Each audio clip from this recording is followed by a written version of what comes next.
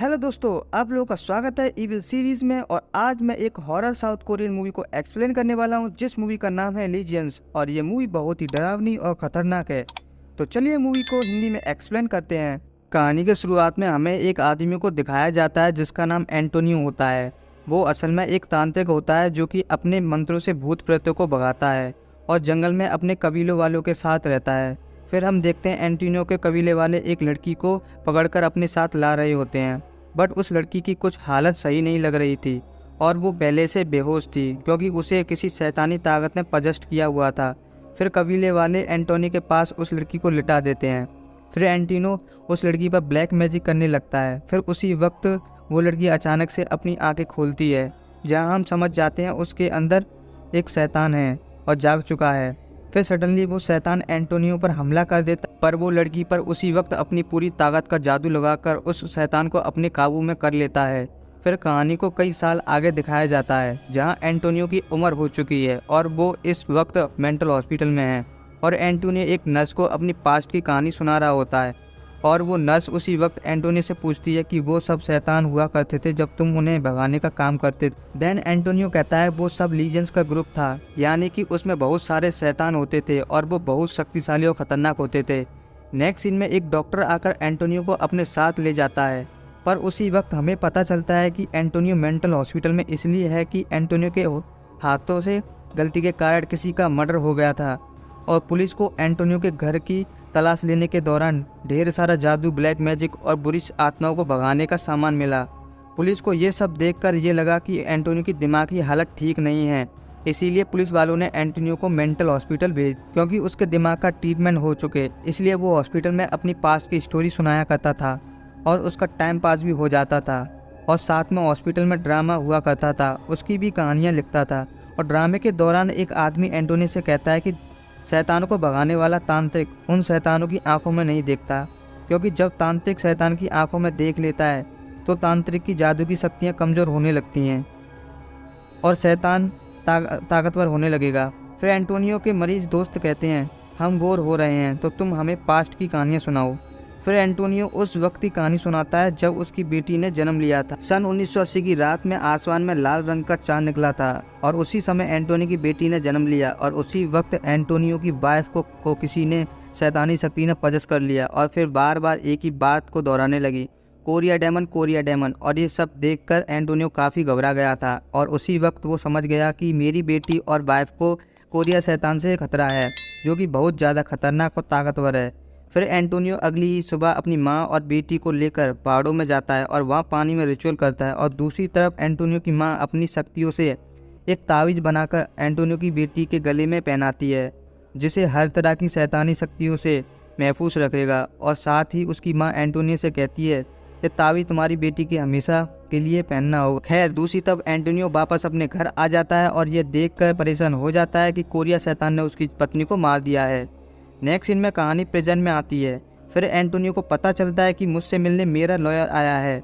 जब वो लॉयर से मिलता है तो लॉयर कहता है कि तुम अच्छी एक्टिंग कर रहे हो और ऐसे ही शांत रहो और ऐसा करने से तुम्हारा ही बेनिफिट है और तुम्हें जल्दी से इस मेंटल हॉस्पिटल से छुटकारा मिल जाए। फिर जैसे ही एंटोनियो की नज़र टीवी की न्यूज़ पर जाती है और वो वहाँ देखता है जब मेरी बेटी उस रात पैदा हुई थी तब ऐसा लाल चांद देखा था और बिल्कुल वैसा ही लाल चांद फिर से दिखने वाला है। इसके बाद नेक्स्ट सीन में हमें एंटोनियो की बेटी को दिखाया जाता है और वो काफ़ी बड़ी हो चुकी थी और कंपनी में जॉब भी करती थी और उसी फिर कंपनी से काम करके घर जाती है, खाना खाकर सो जाती है। फिर उसी वक्त उसे किसी शैतानी शक्ति का अपने पास होने का एहसास होता है, जो धीरे धीरे पास उसके बढ़ रहा था। फिर ये सब महसूस करके उसकी आंखें खुल जाती हैं और उसे अपने सामने एक शैतान दिख जाता है।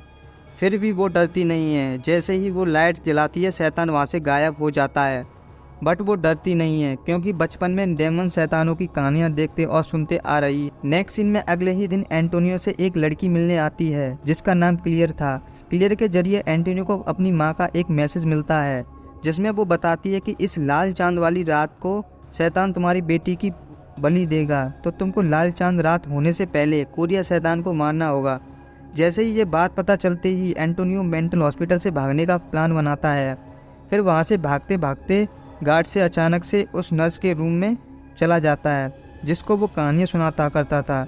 जैसे ही वो एंटोनियो को कहती है कि तुमने अपनी बेटी की कहानी आधी अधूरी सुनाई थी। फिर कहती है आगे क्या हुआ वो तो बताओ। एंटोनियो फिर से कहानी बताता है और कहता है कि हमारे खानदानी खून में अलग ही किस्म की ताकत है जिसमें हमें यकीन करना और खुशी से रहना बहुत ज़रूरी है, और ऐसा हम ना करें तो हमारी शक्तियाँ दिनों दिन कम हो जाती हैं। जिस वक्त मेरी वाइफ मर गई थी तो मेरी शक्तियाँ कुछ हद तक कम हो गई थीं और मैं ज़्यादा कमज़ोर हो गया। मेरे मुकाबले कोरिया शैतान बहुत ही ज़्यादा शक्तिशाली हो गया और मेरा विश्वास भी कम हो गया था, जिसके कारण वो शक्तिशाली हो गया। फिर मेरी बेटी थोड़ी बड़ी हुई तो मुझे पता चला कि मेरी बेटी के अंदर मेरी जैसी शक्ति है। जब मैं और मेरी बेटी रात को सो रहे थे तो कोरिया शैतान ने मेरी बेटी पर हमला कर दिया और उसकी गर्दन में से वो तावीज़ चुरा लिया जो मेरी माँ ने मेरी बेटी के लिए बनाया। फिर वो तावीज़ ना होने की वजह से मेरा और मेरी बेटी का खुद की जादुई शक्तियों से यकीन और विश्वास उठने लगा, और जिससे उसका बिहेवियर एकदम से बदल गया और वो इस जंगल में रहना नहीं चाहती थी। तो मैं उसे मजबूरन शहर ले आया, बट मैंने यहाँ आकर भी अपना काम नहीं छोड़ा और मैं अभी भी शैतानों को भगाने का काम करता हूँ और शैतान को भगाने का सारा सामान भी था। बट मेरी बेटी को ये एक्टिविटी ज़रा भी पसंद नहीं थी, क्योंकि जब मैं भूत प्रेत को भगाने का काम करता हूँ तो स्कूल में जब लोगों को पता चलता था, लोग मेरी बेटी को परेशान और उसका मजाक बनाते, और तो और अपने ही घर में 50 लोगों को शैतान भगाते थे और फिर उनकी चोटों पर मल्लम पट्टी भी करता था। इसलिए उसके घर से दिन और रात शोर शराबा, चिल्लाने और डरावनी आवाज़ें आती थीं।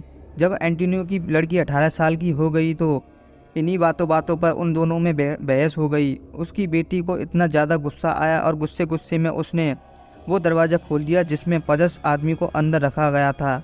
वो इतना ज़्यादा डरावना और ख़तरनाक था कि फिर अचानक से उस शैतान ने एंटोनियो की बेटी को पकड़ लिया और उसे मारने ही वाला था कि एंटोनियो ने अपने एक औजार से अपनी बेटी को बचाने के लिए चक्कर में उस 50 इंसान को मार दिया, और यही वो मर्डर हुआ था जिसके कारण आज वो मेंटल हॉस्पिटल में हैं। फिर एंटोनियो ने ये सारी कहानी उन लोगों को सुनाने के बाद मेंटल हॉस्पिटल से निकल जाता। फिर हॉस्पिटल के बाहर क्लियर एंटोनियो को कार में लेने आई थी। क्लियर वो लड़की है पहले एंटोनियो की माँ का मैसेज लाई थी। फिर क्लियर एंटोनियो को होटल लेके जाती है और उसे सारा प्लान समझाती है आगे क्या करना है। क्लियर एंटोनियो से कहती है कि तुम्हें अच्छा डैड बनना है तो पहले तुम्हें अपनी बेटी का भरोसा जीतना होगा और तुम्हें अच्छा पिता बनना होगा, और जैसे तुम अपनी बेटी का भरोसा जीत लेते हो तो तुम उस पर जादू करके उसको शैतान का खात्मा कर सकते हो और उसे अपने प्लान में नाकाम कर सकते हो। क्लियर ये बात कहकर एंटोनियो को एक फ़ोन दे देती है और कहती है अगर तुम्हें कोई काम की ज़रूरत हो तो मुझे कॉल कर सकते हो और मैं आ जाऊँ। एंड अगले ही दिन एंटोनियो उसी मोबाइल से बेटी को कॉल करने की कोशिश करता है, बट कॉल कर ही नहीं पाता क्योंकि उसको टच का फ़ोन यूज़ करना ही नहीं आ रहा था, और यहाँ तक कि उससे उस फ़ोन का लॉक तक भी नहीं खुलता। इसलिए वो अपनी बेटी से मिलने उसी के ऑफिस चला जाता है, बट उसकी बेटी एंटोनियो से ना तो मिलना चाहती और ना बात करना चाहती। फिर मेंटल हॉस्पिटल कॉल कर देती है और कहती है यहाँ से मेरे पापा को ले जाओ। एंटोनियो इतना सुनकर वहाँ से वापस अपने होटल में आ जाता है।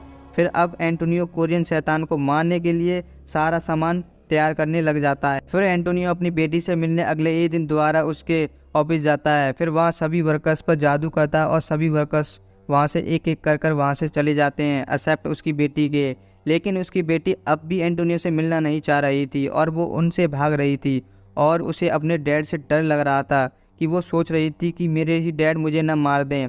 बट एंटोनियो अपनी बेटी के पास धीरे धीरे चले जाता है और कोरिया शैतान के बारे में सब बताने लगता है कि शैतानों का इरादा था कि शैतान लोगों की बलि देकर उसे इस संसार में लाएंगे और जिससे उनका राज हर तरफ होगा। लेकिन एंटोनियो की बेटी इतना डरी हुई थी कि कहती है कि तुम चुप रहो और यहाँ से जाओ और मुझे खुद कुछ नहीं सुन। फिर से एंटोनियो दुखी होकर वहाँ से अपने होटल लौट आते हैं जहाँ पर क्लियर पहले से ही इंतजार कर रही थी। अब एंटोनियो क्लियर से कहता है कि मेरी बेटी अपने आप को जान जाए और उसके खून में कितनी ज़्यादा शक्ति है तो कोरिया शैतान की शक्तियाँ अपने आप ही कम हो जाएंगी और वो कमज़ोर हो जाएगा। बस मेरी बेटी अपने आप पर यकीन कर ले। फिर क्लियर एंटोनियो को होली वाटर की एक बोतल देती है तो उसे शैतानों से लड़ने में काम आएगा। फिर इसके बाद एंटोनियो रिचुअल करना शुरू करता है कि उसकी बेटी को एहसास हो जाए वो क्या है और वो अपने आप को पहचान ले।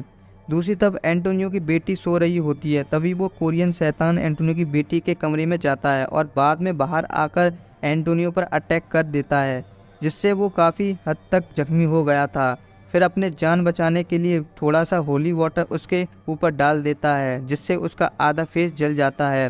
फिर उसी पल मेंटल हॉस्पिटल के लोग आ जाते हैं। फिर एंटोनियो को सेडेक्टिव इंजेक्शन देकर बेहोश करके हॉस्पिटल ले जाते हैं।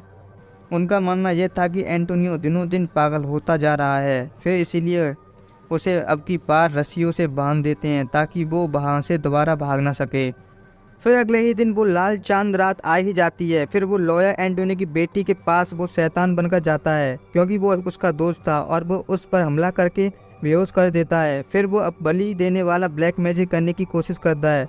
दूसरी तरफ उस मेंटल हॉस्पिटल की नर्स जब एंटोनियो का सामान चेक कर रही थी, तब होली वाटर को पानी समझकर पी जाती है। फिर ऐसा करके वो एक शैतान बन रही है। ऐसा लगता है किसी ने उसे भी पजेस्ट कर लिया हो।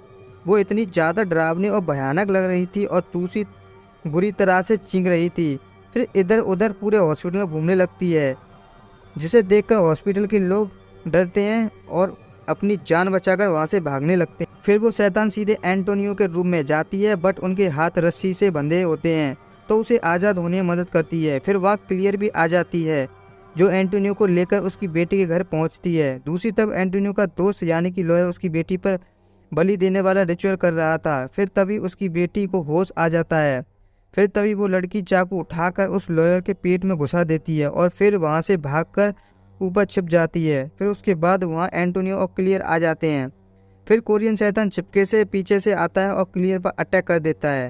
दैन उसके बाद कोरियन शैतान एंटोनियो की वाइफ के रूप में आता है। फिर एंटोनियो को अपनी मीठी चुपड़ी बातों में फंसाने की कोशिश करता है ताकि मौका देखकर एंटोनियो को मार दे। फिर तभी एंटोनियो की बेटी आ जाती है और अपने डैड की जान बचाती है कि वो अपने आप को पहचान चुकी थी और सारा सच भी उसे पता चल चुका था। लेकिन एंटोनियो मौका देखकर अपने बनाए हुए जादुई खंजर चाकू से उसके सीने में घुसाकर मार देता है। फिर चाकू से कोरियन शैतान के पेट को फाड़ के अपनी माँ के दिए हुए ताबीज को उसके पेट से निकालकर एंटोनियो फिर से अपनी बेटी के गले में पहना देता है और कोरियन शैतान का खात्मा हो जाता है। और ये कहानी